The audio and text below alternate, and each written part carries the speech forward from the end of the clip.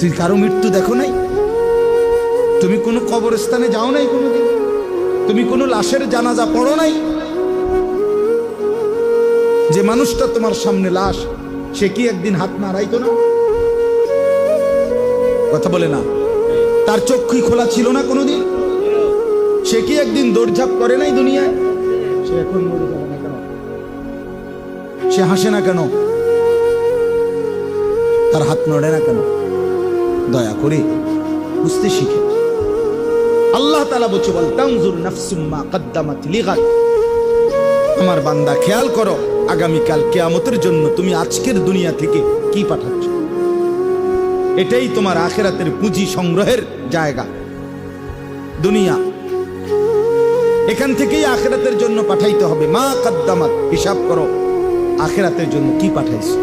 ওয়াত্তাকুল্লাহ,